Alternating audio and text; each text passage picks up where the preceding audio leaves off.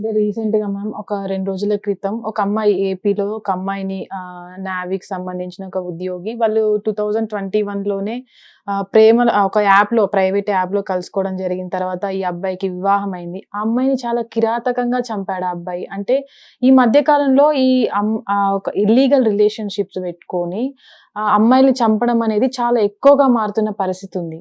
అంటే దీని ఎఫెక్ట్ ఏమంటారు? అదే మీరు మీరు చెప్పారు కదా! వివాహేతర సంబంధాలు, అక్రమ సంబంధాలు అనకూడదు. వివాహేతర సంబంధాలనే అనాలి. అయితే ఈ వివాహేతర సంబంధాలు కంటిన్యూ చేయటం. ఇప్పుడు అతని పెళ్ళికి ముందు వీళ్ళిద్దరికీ పరిచయం ఉంది.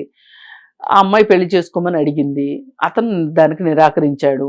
ఎందుకంటే అతను చుట్టాల అమ్మాయిని చేసుకుంటే కట్నం వస్తదనో, లేకపోతే ఇంట్లో వాళ్ళు ఒప్పుకున్నారనో, ఒప్పుకోలేదనో ఏదో ఒక కారణం చెప్పి చుట్టాల అమ్మాయిని పెళ్లి చేసుకున్నాడు. వాళ్ళిద్దరూ హ్యాపీగా కాపురం చేసుకున్నారు. వాళ్ళకి ఒక అమ్మాయి ప్రెగ్నెంట్ అయింది, డెలివరీకి వెళ్ళింది. ఇప్పుడు పాప ఎవరో పుట్టారు.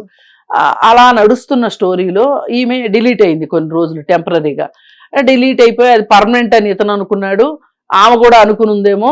మళ్ళీ వాళ్ళు మళ్ళీ కనెక్షన్లోకి వచ్చారు. అంటే వాళ్ళు మళ్ళీ రిలేషన్లోకి వచ్చారు. వచ్చిన తర్వాత నుంచి ఈ అమ్మాయి ఏం అడగటం మొదలెట్టింది అంటే, మరి నన్ను పెళ్లి చేసుకోలేదు కదా, నాతో రిలేషన్షిప్ వల్ల నాకు చాలా నష్టం జరిగింది అని, లేకపోతే ఇంక ఏమో డబ్బులు డిమాండ్ చేసిందని అయితే ఇతను చెప్తున్నాడు. అది వాస్తవం కాదో మనకు తెలియదు. ఎందుకంటే ఆ అమ్మాయి లేదు కదా చెప్పడానికి. ఇప్పుడు డబ్బులు డిమాండ్ చేసినట్టు ఏమైనా చాట్లు అవి ఉంటే నమ్మొచ్చు. కానీ అదర్వైజ్ అతను ఇప్పుడు ఒక హంతకుడు చెప్పే మాటకి అతను చేసిన పనిని జస్టిఫికేషన్ చేసుకుంటానికి అబద్ధాలు చెప్తాడు కానీ నిజాలు చెప్తాడని ఎందుకు అనుకుంటాము? ఒకటైతే వాస్తవం, వీళ్ళ యాప్ ద్వారా పరిచయం అయింది వాస్తవం, వీళ్ళిద్దరికి పరిచయం ఉన్న మాట వాస్తవం, ఇతను ఈ అమ్మాయిని పక్కన పెట్టేసేసి వేరే పెళ్లి చేసుకున్న మాట వాస్తవం. ఇవన్నీ వాస్తవాలే కదా. మళ్ళీ వీళ్ళిద్దరు రిలేషన్షిప్లోకి రావటం అనేది చాలా పెద్ద తప్పు. ఆ పాత దాని గురించి నేను వ్యాఖ్యానించను. ఎందుకంటే ఎవరైనా సరే పెళ్లి చేసుకుందాము అని అనుకోవటము, రిలేషన్షిప్లోకి రావటం అనేది వాళ్ళ వ్యక్తిగతమైన విషయం. సరే వచ్చారు, కాదనుకున్నారు, ఎవరి దారిని వాళ్ళు బతుకుతున్నారు, అలా ఉండాలి. లేదు అతను ఒకవేళ కొన్ని రోజులు పోయిన తర్వాత మనం పెళ్లి చేసుకుందామా అని అమ్మాయికి ప్రపోజల్ పెడితే ఆ అమ్మాయికి కూడా ఇష్టమైతే పెళ్లి చేసుకోవచ్చు. కానీ అతను పెళ్ళైపోయిన తర్వాత మళ్ళీ వీళ్ళు రిలేషన్లోకి రావడం అనేది చాలా పొరపాటు చేశారు. ఇద్దరూ పొరపాటు చేశారు. దానికి భారీగా మూల్యం చెల్లించారు. ఆ అమ్మాయి అయితే ఏకంగా ప్రాణమే కోల్పోయింది. ఇతను ఇప్పుడు బతికున్నాడు కానీ రేపటి నుంచి జైల్లో ఉండాలి. పైగా ఇతని ఉద్యోగం పోతుంది, ఇతను జైలుకు పోతాడు. ఇతని భార్య కూతురు జీవితం ప్రశ్నార్థకం అయిపోయింది. ఇప్పుడు ఇటు పక్క ఈ చనిపోయిన అమ్మాయి తల్లిదండ్రులు ఎంత బాధపడుతున్నారు, ఆ తండ్రి ఎంత అమాయకంగా అతను అడిగే ప్రశ్నలకి అసలు సభ్య సమాజం ఏం సమాధానం చెప్తుంది? సమాజం ఏం చెప్తుంది సమాధానం? లేదంటే ఈ చంపేసిన హంతకుడు ఏం చెప్తాడు సమాధానం? ఇప్పుడు ఏం సమాధానం చెప్పినా బిడ్డనైతే తిరిగి తీసుకురాలేరు కదా. కాకపోతే ఇక్కడ ఆలోచించాల్సింది ఏంటంటే, అసలు ఇతనిలో ఇంత క్రూరత్వం ఎలా ఉంది, ఎందుకు ఇంత క్రూరంగా ఉన్నాడు, అతనికి ఏంటి తక్కువ? అతనికి ఒక ఉద్యోగం ఉంది, గవర్నమెంట్ ఉద్యోగం ఉంది, పెళ్ళయింది, హ్యాపీగా ఉన్నాడు, ఉండొచ్చు కదా. మళ్ళీ ఈ రిలేషన్షిప్లోకి రావటం, ఈమె బ్లాక్మెయిల్ చేస్తుందని చెప్తున్నాడు, ఈమెను చంపేయడము, ఇప్పుడు ఏకంగా అతను వెళ్ళి జైల్లో కూర్చున్నాడు. ఇప్పుడు అమ్మాయిల గురించి కూడా ఆలోచించాల్సింది ఏంటంటే, ఇక్కడ అసలు ఇతర అంతకుడు అయిపోయాడు, జైల్లో కూర్చున్నాడు, ఓకే. ఆడపిల్లలు చక్కగా చదువుకుని ఉద్యోగం సంపాదించుకుని ఆర్థికంగా వాళ్ళ కాళ్ళ మీద వాళ్ళు నిలబడి వాళ్ళు ఒక ఆత్మస్థైర్యంతో బతకాల్సిన పరిస్థితిలో ఇలా పెళ్ళైన అతనితోటి రిలేషన్షిప్, పెళ్ళైన అతను ఇంకొక అమ్మాయితో రిలేషన్ పెట్టుకోవడం ఎంత తప్పు, అతనికి పెళ్ళయిందని తెలిసి అతనితో రిలేషన్ పెట్టుకోవడం కూడా అంతే తప్పు. ఇది కన్సెక్షువల్ సెక్స్ అనే మాట ఎక్కడ వస్తుంది అంటే మైనర్ చైల్డ్ దగ్గర వస్తుంది తప్పితే మేజర్స్ దగ్గర రాదు. ఒక మేజర్వి, నీకు అన్నీ తెలుసు, నువ్వు ఎలా అతని మాట నమ్మావు? ఇప్పుడు ఈ అమ్మాయిని కూడా మనం గట్టిగా మాట్లాడాల్సిన, అంటే ఇలా ఎవరైనా ఉంటే కూడా వాళ్ళు పద్ధతులు మార్చుకోవాల్సిన అవసరం ఉంది. ఇవి క్షేమకరం కాదు. అసలు మీ జీవితాలని మీ చేతులతో మీరే నాశనం చేసుకున్నట్లు. అసలు మీ జీవితాలను పైకి తీసుకొచ్చుకోవాల్సింది పోయి మీరే నాశనం చేసుకుంటే ఎట్లా? నువ్వు చదువుకున్నావు, నీకు ఒక అవుట్సోర్సింగ్లో ఉద్యోగం ఉంది, మళ్ళీ ఈవెంట్ మేనేజ్మెంట్ చేసుకుంటావు, ఇన్నుండగా నీకు అతనికి పెళ్ళయిందని తెలిసిన తర్వాత అతనికి భార్య ఉండగా అతనితో నీకు రిలేషన్షిప్ అవసరమా? కానీ మ్యామ్ ఇది అసలు ఇప్పుడు నీ సోషల్ స్టేటస్ ఏంటి ఈ సందర్భంలో? ఎందుకు ఇంత పిచ్చి పని చేయాల్సి వచ్చింది అసలు? అతనితో రిలేషన్షిప్ పెట్టుకోవడమే చాలా తప్పు. ఆ అమ్మాయి చావుని ఆ అమ్మాయి కొని తెచ్చుకుంది. ఇప్పుడు అతన్ని చట్టం శిక్షిస్తుంది, కానీ నువ్వు తిరిగి వస్తావా? ఇప్పుడు చాలా మంది ఏం మాట్లాడతారంటే అసలు ఆడపిల్లల్ని చదివించొద్దు అనేది ఎందుకే? ఆడపిల్లలకి ఇంత స్వేచ్ఛ ఇవ్వకూడదు,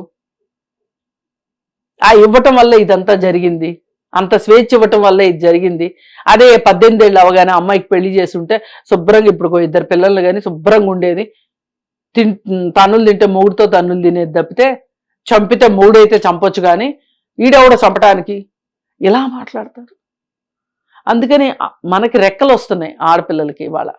ఈ మన రెక్కల్ని మనమే తెంచేసుకోవద్దు. దయచేసి ఆడపిల్లలు అర్థం చేసుకోవాల్సింది ఇది. అసలు మీరు చిన్న చిన్న ప్రలోభాలకి లొంగకుండా మీ కాళ్ళ మీద మీరు నిలబడాలి, మీ వ్యక్తిత్వంతో మీరు బతకాలని నేను ఆడపిల్లలకు కోరుకుంటున్నా. లేదు అంటే ఇలాంటి చావులే ఎదురవుతాయి.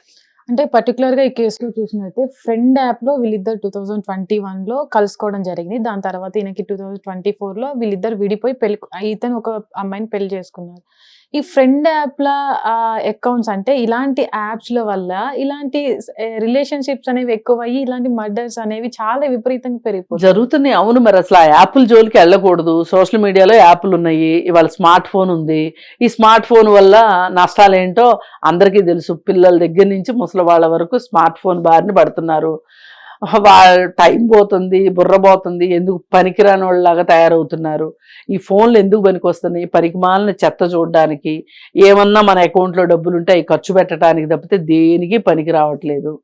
పైగా అప్పులు చేస్తున్నారు ఈ యాప్ల వల్ల. ఇప్పుడు ఈ ఫ్రెండ్షిప్ యాప్ ఉంది. ఒక అమ్మాయి పరిచయం అయింది అనుకుందాం ఒక అబ్బాయికి. ఆ అబ్బాయి వాడేదో చిన్నపాటి ఉద్యోగం చేస్తున్నాడు అనుకో, వాడు శుభ్రంగా వాడికి ఓ బైకు, ఆ బైక్ ఏమి వెనకమాల ఎక్కించుకొని హీరోలాగా తిరుగుతాడు. ఈ హోటల్స్, సినిమాలు, డబ్బులు ఖర్చు అయిపోతాయి. ఇంకొంచెం డబ్బులు ఎక్కువ ఉంటే పబ్బులకి వెళ్తారు, అయిపోయింది.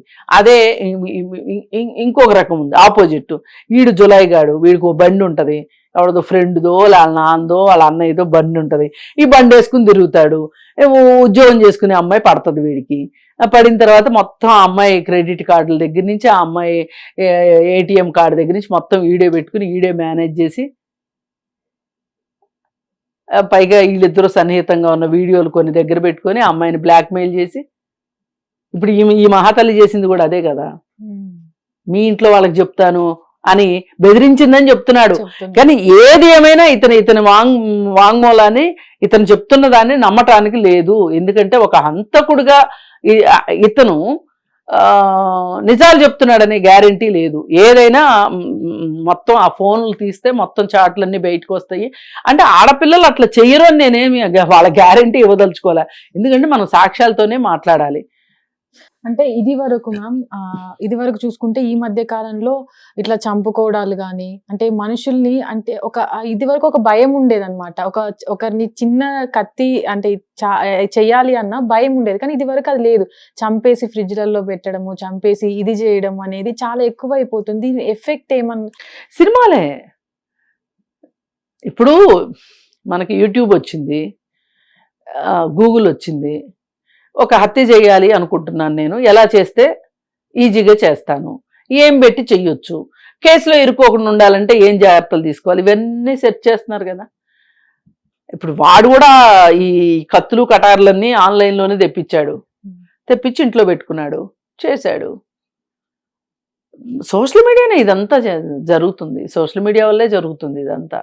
ఇంతకుముందు లేదు అంటే, అవును ఇంతకుముందు ఇట్లాంటి ఓటీటీలు చూసాము మనం ఎక్కడన్నా? యానిమల్ లాంటి సినిమా చూసామా మనం? రానా లాంటి బూతులు విన్నామా ఎక్కడన్నా? మరి వచ్చినాయి కదా. ఇవన్నీ వచ్చినప్పుడు అటు ఇంపాక్ట్ లేకుండా ఎందుకు ఉంటుంది సొసైటీ మీద? నేర్చుకుంటారు. ఇలాంటి మరిన్ని టాపిక్స్ కోసం చూస్తూనే ఉండండి hit TV. Hit TV app, ఇందులో short news, live news, entertainment shows, movies, digital magazines తో పాటు మీ జిల్లా వార్తలను కూడా ఫ్రీగా చూడొచ్చు. ఇంకెందుకు ఆలస్యం, వెంటనే హిట్ టీవీ యాప్ ని డౌన్లోడ్ చేసుకుని ఫ్రీగా ఎంటర్టైన్మెంట్ పొందండి. Hit TV app. Hit TV app. Please download hit TV app. Hit TV app ని ఫ్రీగా డౌన్లోడ్ చేసుకొని ఎంజాయ్ చేయండి. మీకు నచ్చిన ఎంటర్టైన్మెంట్ కోసం హిట్ టీవీ యాప్ ని ఫ్రీగా డౌన్లోడ్ చేసుకొని ఎంజాయ్ చేయండి. హిట్ టీవీ యాప్ ని డౌన్లోడ్ చేసుకుని ఆస్వాదించండి, ఆశీర్వదించండి. ఇంతమంది సెలబ్రిటీలు హిట్ టీవీ యాప్ ని డౌన్లోడ్ చేసుకోండి అని చెప్తున్నారంటే ఎంత మంచి యాప్ ఆలోచించండి. అమెరికా అమెరికా అమెరికా అమెరికాలో చదవాలనుకునే వాళ్ళకి విశ్వసనీయమైన పేరు మన శౌర్య కన్సల్టెన్సీ. UK లో 1 year masters. UK లో 1 year masters. 2 years work permit up to 5 years visa. Contact Saurya Consultancy. Contact 89851 89851.